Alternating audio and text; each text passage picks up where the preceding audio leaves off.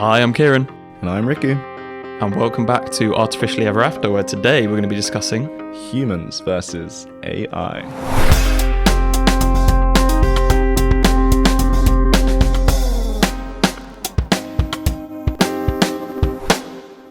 So, welcome back. Thank you for tuning in. Sorry we've had a bit of a break and it was a bit of time since our last episode. Yeah, it's been a bit of time. Hope you had a great Christmas if you celebrate, and Happy New Year. Whoa, so in sync. We both were a little busy with kind of deadlines for our own research, weren't we? But we're through the thick of it now, I think, and we're back with a bit of a plan for 2024 for the podcast. Yep, and as promised, we're going to stick with humans versus AI, and we're going to kind of just go through how we size up to these, supposedly big scary things. The head-to-head. The head-to-head, yes. We wanted to focus, didn't we, specifically on the aspects of humans that are better, where we excel. I think, obviously, the end of last episode on deepfakes got a bit doomy and gloomy, and we wanted to kind of spin that on its head and focus on, you hear all these talks about AI getting better, more capable, and we wanted to focus on why humans are the GOAT.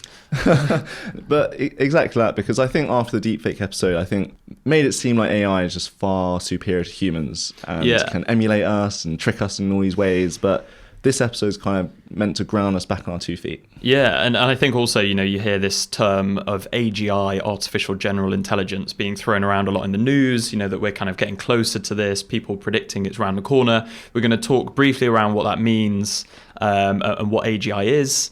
But I think the running theme that you see is, approaching this, and as the capabilities of AI increase, they will just replace humans, they will kind of rebel against humans. So it's always got a negative spin. You look at kind of movies and TV where you've got the depiction of kind of sentient AI like the Matrix or the Terminator with Skynet, iRobot, which we mentioned a few times.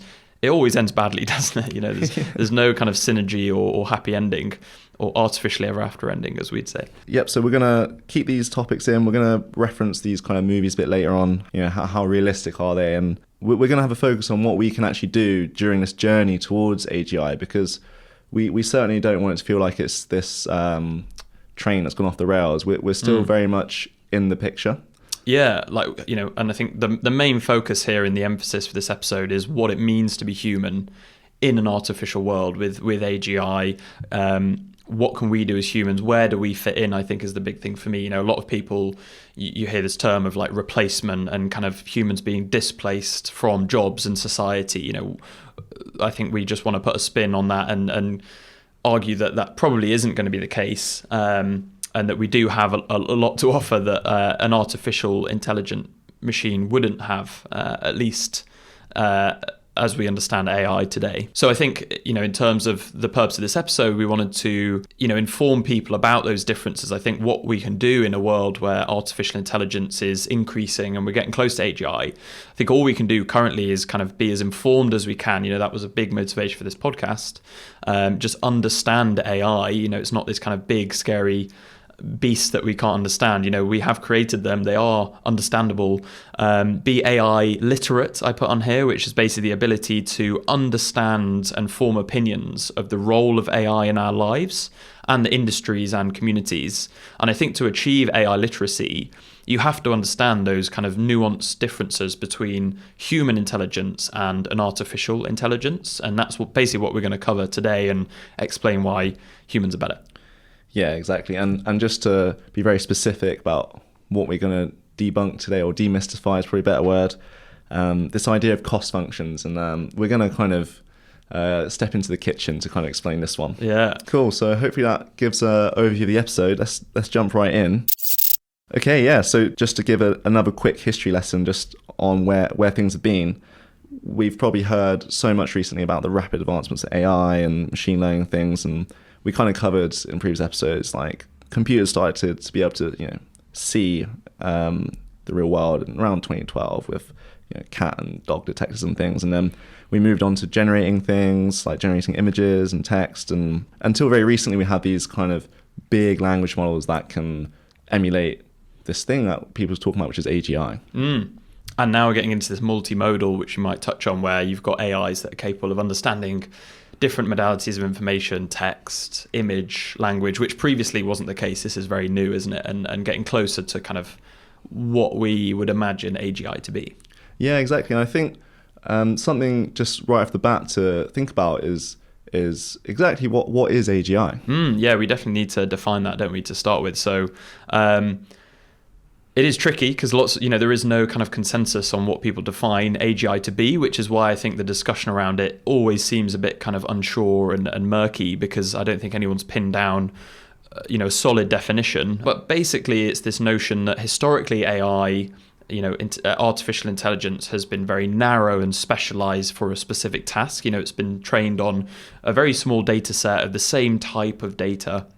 It's only seen one kind of snapshot of the world, and it's been trained and gets better at doing that one specific task. So a good example is kind of an AI chess computer, in that machine is purely trained to win as many games of chess as possible, but it cannot then go and read a book or plan its day. So play checkers or anything like that. Yeah, play other games, exactly. So when there was the first AI to beat a human at chess more than 20 years ago now, that was all that AI computer knew to do. It was just play chess, whereas the human playing that AI, even though they lost, could then go on and do loads of other things in their life, read a book, plan their day, cook dinner. So we're starting to see AI move away from this very narrow specialized AI. And the idea of AGI, as the general suggests in the name, is that it's capable of performing lots of different cognitive tasks. So humans are obviously very general with their intelligence. We can play chess, we can then go and learn another language, we can learn to cook, do all these different things. And language model is a great example now. Obviously it's all kind of contextualized in language, and that's the medium that it kind of operates in. However, it can translate, this is GPT, for example, can go and translate, it can go and plan your day for you, it can, find you facts and recipes and stuff like that. So it can do all these different things. So AGI, as most people define it, is basically an artificial intelligence that is able to do all of the tasks that humans could do. Now, some people go a little step further than that, which is that not only can they do all of the things or anything a human can do, but it can do it better than humans can do it. So, that's going sort of one step further. But I think the consensus, if there is one, is that it can do all of the things that a human could do cognitively. So you're probably thinking what everyone else is thinking, which is, when is this AGI going to be upon us? Mm-hmm. And to be honest, we don't even know what it is. So how are we going to answer that question? But there's some big names in the AI field that have said some things. So Geoffrey Hinton, the founder of kind of neural networks, is probably what he's known for. One of the founding fathers of AI, I think it's safe to say, isn't it? Yeah, that's probably better saying it. He says something within 20 years, so within 2 decades. Whereas Yoshua Bengio, one of the other very famous names in AI, he just says simply, don't know how many decades it will take. So we're certainly in the order of decades when we're talking about this, and there's no consensus amongst even the top of the field. Yeah, exactly. Yeah, there's no consensus at all, is there really? Which I think is sort of motivation and why we wanted to discuss this now. I'm almost certain we're going to have an episode purely dedicated to AGI. We just wanted to briefly discuss it in this episode so we have a kind of benchmark to compare to humans. But because of the fact that we don't know when it's coming, there's no more of a reason to start talking about it now, I guess, is the motivation. Exactly. And one kind of one really big theme here is yes, we've seen huge advancements in AI's abilities, and we're edging towards this idea of being able to solve general tasks. But what we're really seeing is just a huge rise in cognitive ability, and where AI stands in the physical world is actually very limited. Yeah, this AGI that we keep hearing a lot in this discussion and in the news is primarily relating to a purely digital AI, right? Not one that you see in the movies that has a physical body attached to it. I mean, there are lots of companies now, Amazon, Tesla, to name a couple of the big ones, that are putting a lot of money into developing humanoid robots. So like your kind of iRobot and Terminator, yeah. However, it would still seem that we're quite far away from having the kind of artificial general intelligence in a physical body. This is all kind of talking about a digital version of AGI. So I think just to sort of kick off the discussion of like humans versus AI, like who's better, obviously that's a huge advantage that humans have, that our kind of biological intelligence is connected and very much integrated with our physical body, that is able to interact and operate in the physical world which we exist. The artificial intelligence that we're getting close to doesn't have that physical side. So obviously that's a huge advantage that we have. However, that is not to kind of dismiss, I kind of want to emphasize as well, that isn't to diminish the kind of impact that a digital AGI could have. I think that's something that needs reiterating, is that despite not having a physical form and that it can't operate in the physical world, there's still a huge impact and change to kind of society and the economy that a digital AI could still have. Yeah, and Kieren and I actually spoke about this the other day and sparked a bit of a debate. And maybe some of you have heard in the news and media and things that AI is an extinction risk. And this was something that I was certainly challenging, because in some of these articles, and especially very notably, there's this call to halt AI research or large language model research, which is more the AGI side of AI research. And some really big names actually signed this open letter to say, I agree. And within that letter, it said something along the lines of AI should be treated as much of a risk as stuff like nuclear warfare and global warming and things. And specifically, this word extinction risk came up. And that's something that I want to challenge, because it's strictly non-physical. I think that it's massively exaggerating just how scary AI is. I do think it is, without a doubt, a very risky piece of technology that we're developing. But I think that the way the media is saying it's an extinction risk is actually wildly exaggerating and not representing its true abilities. Yeah, and the kind of, I suppose, rebuttal I had to that, or maybe just like the kind of question I posed to Riku, was just about, in today's society, especially like younger generations as well now, how reliant we are on the digital world, how integrated society now is. So it's that question of, how would society survive and kind of react if that digital aspect was completely removed now, if we're that kind of intertwined in the digital as much as we are in the physical. It's that interesting question of what would happen if an AI forced us to remove ourselves from the internet and from that digital world. Would we be able to navigate from point A to point B without Google Maps? Obviously, and we're going to touch on this later in the episode, that is a huge positive aspect about humans, is that we're very adaptable and dynamic. So hopefully we could adapt and overcome that. But I still just think the sort of disruption to the economy, as much as it may not be a direct extinction risk, it still could pose huge changes to society that could affect lives, and I'm sure would kind of result in a diminishment of populations in parts of the world. So yeah, I think as much as I do partly agree with you, there's that does not diminish the need to kind of talk about this at the kind of scale that we're discussing here. Yeah, exactly. I think that's kind of where we agree, is that it's certainly a huge risk to society, and the only point of contention is the word extinction. I think that if we define extinction as the cessation of all human life, I think that would be quite the hyperbole to use. So now, enough of the doom and gloom.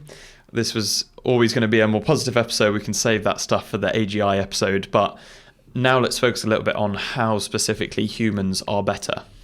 Yeah, that sounds like a great idea. So we're going to do the big head-to-head in the second half. And just before the break, we're going to talk about exactly how these AIs learn. And to be honest, it's not even just restricted to AIs. There's some relation to how humans learn here. And that's the idea of a cost function. And whilst it might sound complicated, there's a simple way of thinking about it. So when we define intelligence as we did previously, the ability to solve complex tasks, a cost function is just a way of saying, for this task, what is good and what is bad. So, and we promise we'll take it to the kitchen, because I think it's actually it's a very intuitive way. It's like, what do you define to be a good carrot cake, for instance? Oh, so a carrot cake, I like the little iced, like the mini carrots on top that look like a carrot, but they're icing. Oh, right, okay. So is that all it takes for you? Is that not what you owe me? It's purely aesthetic for me. Okay, so to achieve the task of pleasing Kieren, all you need is that little iced carrot, and you could have anything in the cake. It could be dry, it could be salty. It could have anything. Whereas, for instance, someone like me, dare I say more normal, I would like with the right amount of moistness, sweetness, and I like a bit of thick icing, right? So the point here is that there are many different cost functions, and the cost function is kind of how you define success in a task. Yeah. So how do these cost functions relate to AI is, and especially more traditionally, what you do is you have your task, like the first kind of AI vision model was cats versus dogs kind of thing. And in that example, the cost function would actually be getting an answer wrong is bad. So calling a cat a dog is bad. Exactly. And that's the thing is with when you train AI in these cost functions, all you're defining is what is good. And there's none of it is really defining how you're going to get there. Yeah. And that is kind of one of the big problems in AI right now, is that we can get them to do things, but we never really know how they're going to do it before you actually train them. I think historically as well, though, with, again, this is changing slightly now, but historical AIs, you've usually always got a human in the loop somewhere. So it's kind of like having this sort of teacher that, keeps the AI in check, and it does kind of result in the performance that you're hoping, and it learns in the way that you kind of guide it to. Obviously, there are kind of exceptions to that now that we're seeing, but this is a kind of hinting on this kind of alignment problem that you may have come across or heard, but I'm sure we'll talk more about that in other episodes. But there's usually been a human somewhere in the loop there, kind of labeling the images, for example, saying that that's a dog, saying that that's a cat. Yeah, and also in particular, until very recently, it's always been a human that's writing these cost functions. It's always been a human that's telling the AI what is good. So when it comes to these movies like Terminator and things, as long as we make the cost function specific enough, which it traditionally is, it means that the behavior is actually restricted to behaving in a way such that that cost function is considered. So that's why your kind of cat versus dog image detector isn't going to start saying racial slurs. I think, again, grounding it back in this episode of humans versus AI, humans have this very amazing ability to kind of adapt what our goals are as we go and where we're focusing our kind of intentions and efforts. So I think we have this very cool ability to switch and dynamically swap between short and long-term concerns. So, we might be in the middle of baking that cake, and that is our primary function. All of our effort and motivation is going towards getting that perfect little baby iced carrot on top. However, something else might happen. We might have an email about something we need to do in a couple of hours, and we're able to switch how we're behaving whilst we bake that cake in order to achieve something else, or, focus on a later task. So we can kind of dynamically shift our goals and which cost function we're kind of optimizing whilst doing different tasks. So we're a lot more kind of dynamic in that sense, aren't we? Yeah, exactly. And that's a really good word to use, because I think traditional AIs are these static models where you have kind of three stages. Firstly, you collect the data, and maybe you do something with it. Maybe you get a human to say what's a cat, what's a dog, and whatnot. And then, importantly, you train it. And then all you do is deploy it. And once you've deployed it, it's just using the model that's trained it. The model doesn't change anymore, it's static. Whereas, as you just said, like with humans, we're constantly learning on the fly. Exactly. Even while you're baking that carrot cake, that cost function's constantly changing. How you're going to bake that cake really does depend on your day and whatnot. Depends if Kieran's in the room with those little icing. So that's the distinction, is traditional AI is a static thing. Once it's trained, it doesn't change. If you want it to change, you have to retrain. You have to get all the data again. Whereas these humans are dynamic. It's kind of this idea of lifelong learning, which we're going to talk about just after the break. And there's also been some really interesting new research come out of Oxford, though, which is specifically focusing on how the AI then adapts based on its feedback from that cost function. So, if it gets something wrong and it doesn't get that reward, it's been told that is kind of a bad output, how it kind of changes its behavior. And historically, the way that we've been training AIs using this thing called backpropagation, we're not going to get into that, but we basically thought that was a similar process to how the human brain would adapt and learn, and that it was a kind of good proxy. So we thought that we were kind of training AIs to learn in the same way. But there's been some really cool new research that's come out which shows that the human brain, as far as we now understand it, actually learns in a very fundamentally different way that explains a lot of differences with human learning and why we're actually significantly better in a lot of ways. And without going too much into this, the general idea is that if you get some feedback that what you've done is bad, the AI will change kind of all of its behavior and think that all of what it's done is bad. So I guess in the context of baking that cake, if it made it to look absolutely perfect, but then it tasted horrible, it would kind of go back to the drawing boards with all of that, and everything would be corrected. And it would think that there was also an error in how it made that cake look. So it wouldn't be able to differentiate between the parts that it learned to make it look good and the parts that it had learned to make it taste good. Whereas a human is very capable and able to learn where the kind of error came from. So we're able to say that, okay, that cake looked perfect, but I just did a few things wrong and it therefore tasted badly. So whereas an AI would kind of have to move everything around and relearn how to make it look good and simultaneously taste good, the human can do it again, making it look the same way, but we can also learn how to change the part about making it taste better. I know it's a tricky one to explain, but the key difference is that when humans learn something new or learn they've done something wrong, they don't have to relearn other things. We can kind of adapt parts of our behavior rather than relearn everything. We're more specific with where to assign Correct. the credit of what went wrong. And that is a huge difference. We'll come on to some of the implications of that in the next half, but that is one of the fundamental reasons why we're much more kind of efficient with our learning and why we can adapt more dynamically and learn new tasks quicker. And some of the implications that they discuss in this paper is that this kind of way of learning makes humans a lot more efficient and quicker at learning, and we require fewer examples and kind of goes at doing something to learn it and learn that behavior. And just one final point to mention on this way of learning and this kind of key difference, and that they mentioned in the paper, is that currently computers that we build and train AIs on physically cannot learn in the way that the human brain is doing. So they are kind of limited to this back propagation way. And the human biological brain is able to kind of behave and physically learn in a way that computers cannot. Wow. And we're going to see exactly how this affects the AI head-to-head just after the fun fact, which is coming right now. So, fun fact. Yeah, we're back. We're definitely keeping this one in. I think... I wonder how long though we can keep it going for. How many fun facts until we run out? Yeah, before we rely on GPT to make something up. My fun fact is actually really, really relevant to this episode. But I'm going to talk to you about a quick story about Tay-Tay. So I'm not talking about Taylor Swift. I'm talking about... You wish we were. I do really like Taylor Swift, by the way. So Microsoft released an AI bot onto Twitter back then, because this was in 2016.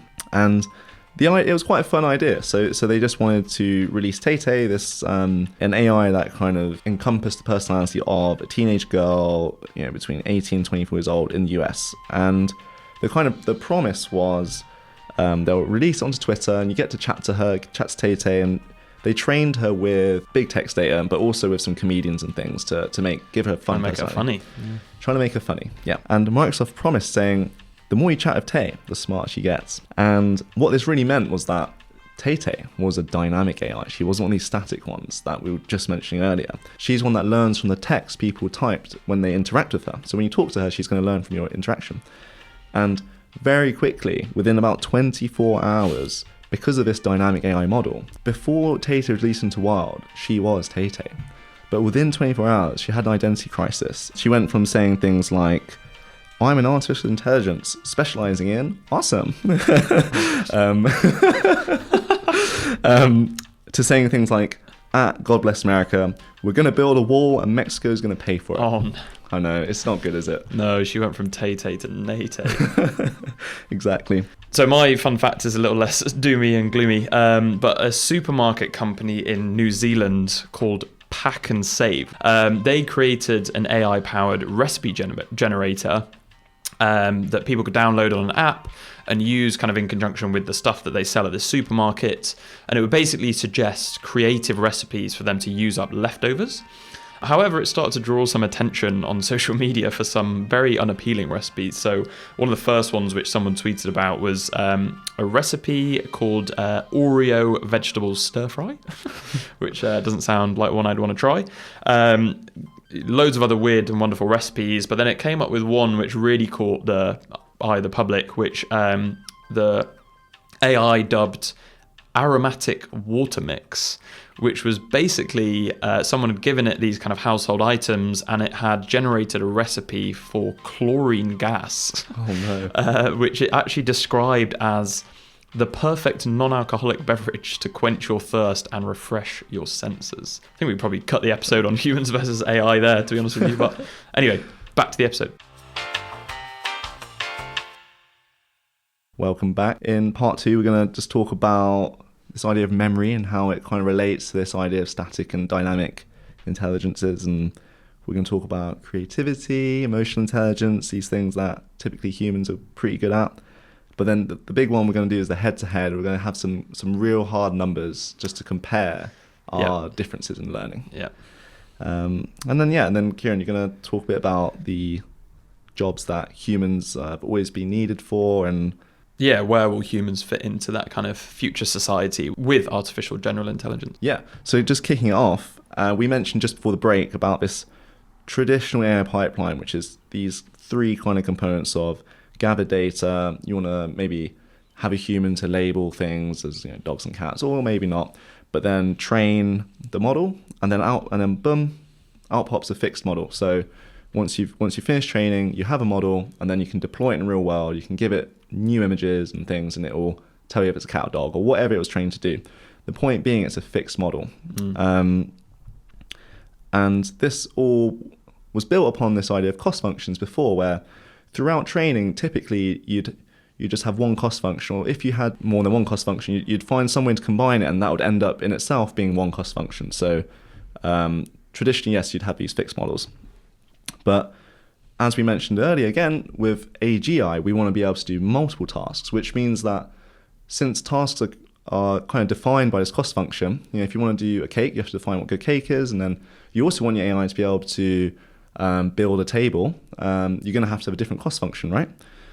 So this is where we have to have this AI that's able to remember how to bake a cake when a cake needs to be baked, and also remember how to build a table when it's a table that needs to be made. Now, a huge difference between how humans and AI are able to complete these tasks is AIs exhibit this thing called catastrophic forgetting. That sounds bad. Yeah, it's not good. So what ends up happening is if you train an AI to bake a cake, when you then want it to also learn to make a table, it will just focus on that new cost function, the new task. Oh, let's just make this thing with 4 legs or whatever.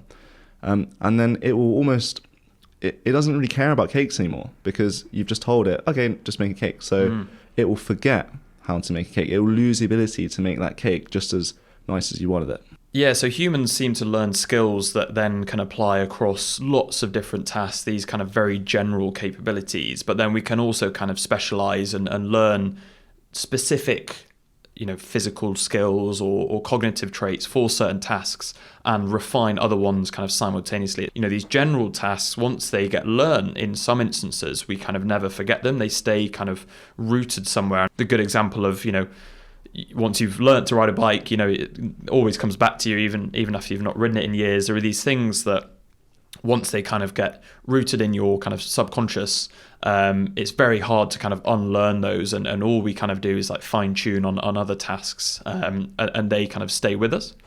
Yeah, and I love that you used the word unlearning, because this is actually touches on a really ethical issue when we're trying to get these useful, helpful AGIs in the world. And something, people make comments like, with the Tay-Tay thing from the Fun Facts, or something like ChatGPT or these large language models is, it's a shame like no one taught Tay-Tay to not be racist, right? Because there were some trolls that made her racist things. And same with GPT, people are like, why don't people make GPT less biased? And if we think of this as an unlearning task, if you say to GPT or Tay-Tay, please, this is a cost function, right? Racism or some biases are bad, right? So that's cost function, what's good and bad. You may be able to achieve that task, but you also will, because of this catastrophic forgetting, when you have a new task, you could probably expect to see a decrease in performance on the original task. Yeah, so that's a really important distinction between humans and AI, is that from an ethical point of view, that we're just so much more precise when it comes to what we unlearn, and we remain functional despite this amazing sensitivity to feedback. Yeah. And moving on to maybe the more human aspects of intelligence, we're going to talk about creativity and emotional intelligence. Yeah, something that humans, excel at. And I think there's a lot of conversation around these kind of creative, emotional traits that, AI is not going to touch. And obviously you do see these examples now of kind of image generation and stuff with music and art generation, which is kind of muddying the water a bit and making this a bit more of a confusing discussion. But, these traits which seem to be very fundamental to human intelligence and dictate a lot of our behavior and how we act and interact in the physical world as well. And it seems as though, even though we have these examples in large language models when they kind of can display emotions almost, or kind of communicate in some kind of emotional creative way, we're almost certain this is just kind of mimicking human emotion at the moment. They've seen large corpuses of text which have a very wide spectrum of human emotion within it. But, from, at least in the case of a large language model, where they're trying to predict the next word, it is an emulation of that emotion. A human has felt very viscerally that emotion and acted upon it and spoken the words that they wanted to based on those emotions. Whereas an AI, as far as we understand, they've never felt those emotions. They've kind of been able to emulate those emotions. And, some human emotions, there is a big discussion around this in neuroscience, but there, some human emotions are innate to humans, biologically driven, and come about from evolution, and we therefore are kind of born with some of these emotions. Some people argue against that, and I think some emotions, people agree, are kind of developed and learnt in social environments. But what does seem to hold true is that there are a kind of fundamental set of emotions which we can experience even as babies, and then what we do develop is the ability to kind of convey and express our emotions. But we do kind of, feel them from very early on, whereas an AI is appearing to mimic that. Yeah, that's so interesting, because when we think about these cost functions and things, that's guiding this learning. How are we going to encode the feeling of joy and happiness into the cost function? It's exactly. That AIs don't have access to, really. And humor, another one. I mean, you've got that kind of reaction to something that makes you laugh. You have a very kind of strong feeling towards often words or an image. There've been some tests done with large language models and generative AIs that they can make jokes. You can ask them to kind of come up with a joke where you've got the kind of framing or the subjects, and they do a very compelling job at kind of conveying something that human finds very funny. But there's nothing to suggest that AI itself has come up with that from experiencing that humor. And it's just mimicking the kind of semantic parts of language that humans find funny. And there was actually a very recent experiment, which we will talk about in our next segment now, where we did human versus AI head-to-head. And there was this one where they put them head-to-head on humor. But should we get into the head-to-head that everyone's been waiting for? So here's a section where we're just going to compare things strictly on a simple, hard number, humans versus AI. Yeah, so both of them doing the same task, being compared in their output, a human assessing which one they preferred, kind of thing. Yeah, and do you want to start off with the human one? Yeah, so this kind of recent experiment that was done basically used the New Yorker magazine's cartoon caption contest. And basically what this involved is that you'd have a kind of a cartoon drawn by humans that was showing or depicting a scene where something was happening. And the test is to try and match a caption, which was a kind of jokey caption, to the image to result in a very funny scene where the caption was kind of very witty and matched what was going on well. And AI models achieved only a 62% accuracy in this kind of multiple choice test, matching cartoons to captions, whereas humans achieved 94% there. So basically, you've got another set of humans that are based on these multiple choice questions. Which caption did they find funniest for the associated image? And AI didn't perform, super well. And in comparing human versus AI generated explanations of the humor, so when they had to then explain why they thought that caption was a funny one, human versions were preferred approximately like 2-1 to the AI. So, so they were kind of always better there at explaining why that was actually funny, not just kind of matching them up. Yeah, that's interesting, because I guess the explanation actually tests whether there's anything learnt about humor itself rather than just emulating it. Yeah, and whether you understand what why it's funny.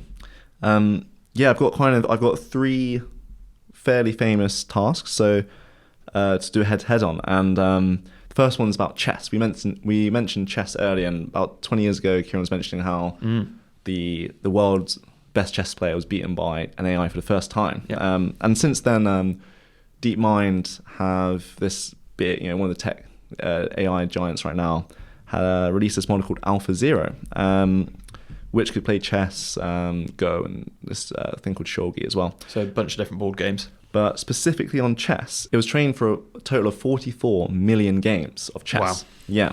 And this is a thing, right? So within 2 hours, it gained superhuman capability. So it could beat any human after 2 hours of training. That sounds very scary.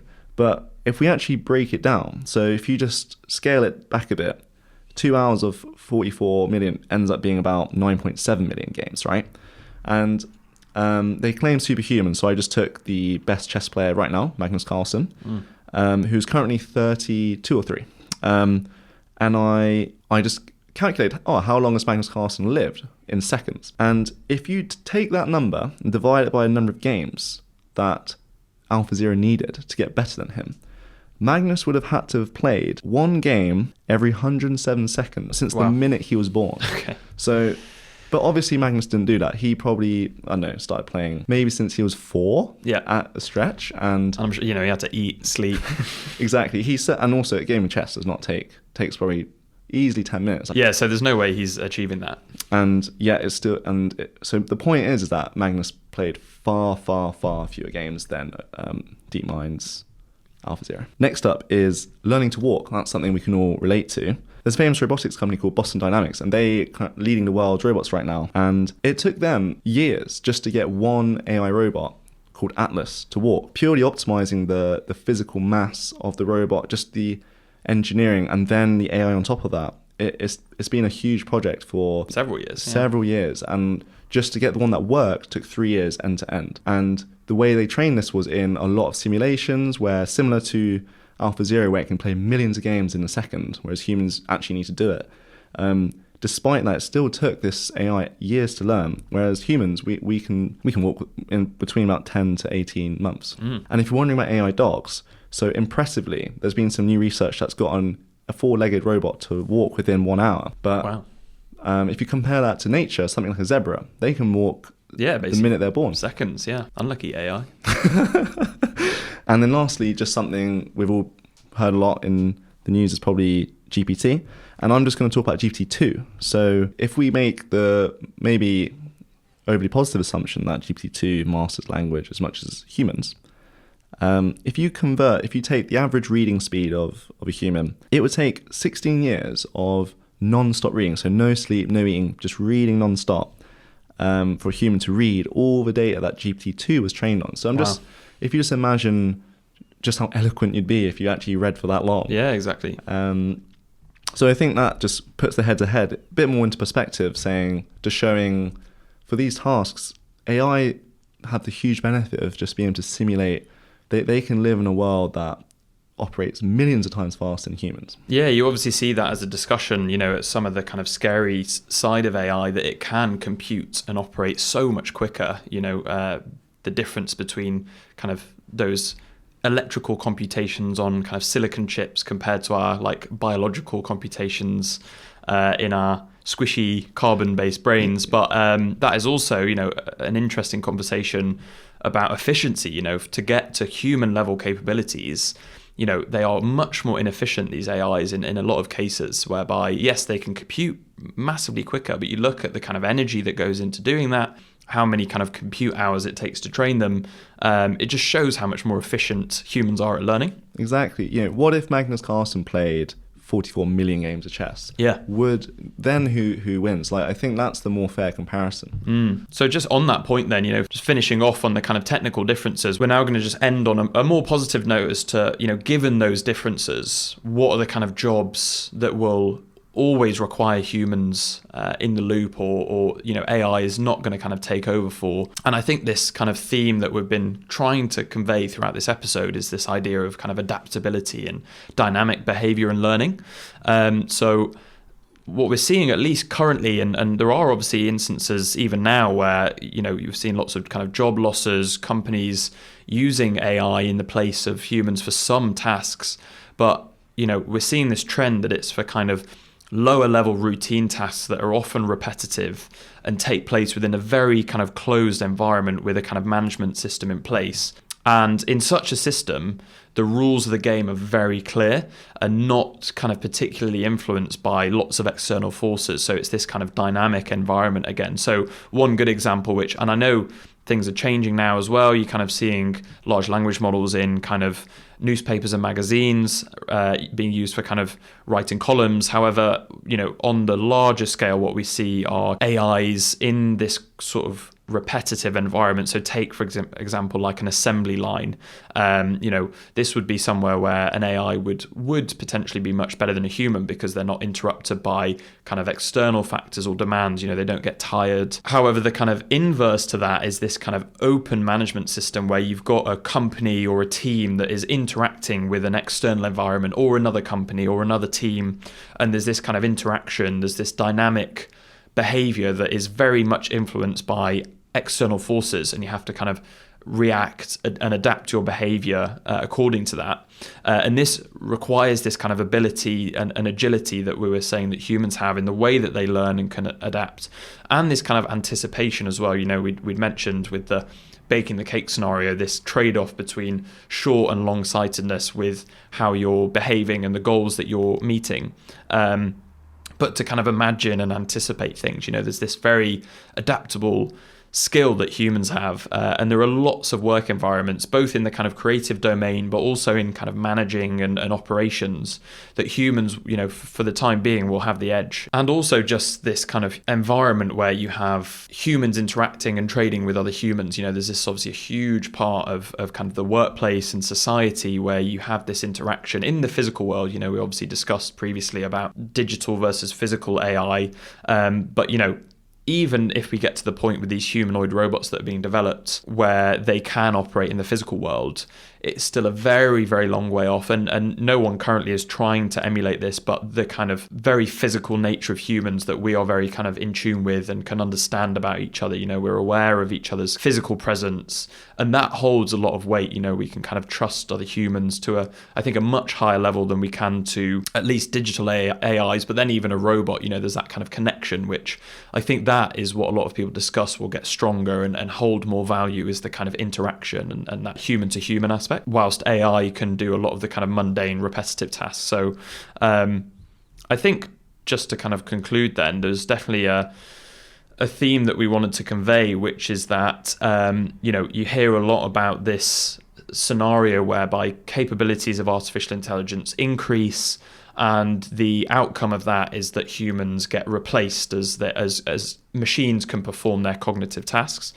But I think, and what I hope as well is more likely to happen is we start to see this kind of synergy whereby, like I was describing there, that a lot of these kind of data-driven, mundane tasks, which aren't necessarily natural to the aspects of humans that we've just described, can be performed by AI, and we can use them as tools that we interact and work with to enhance our lifestyles and the workplace and society. So rather than this kind of replacement, I think it is possible for us to be aware of those differences with AI and work towards a kind of synergy. Yeah, I think certainly a big part of having this AI literacy is actually learning to embrace it into our day-to-day life, because this technology is inevitable, as we've discussed, and it doesn't have to be a zero-sum game. We can certainly be larger than some of our parts if we learn to know how to integrate it into our lives. Yeah, exactly. And I think I do feel the need as well, though, to say that just because a synergy is possible doesn't mean that is the kind of only and definite outcome. I think it does require humans to understand AI better,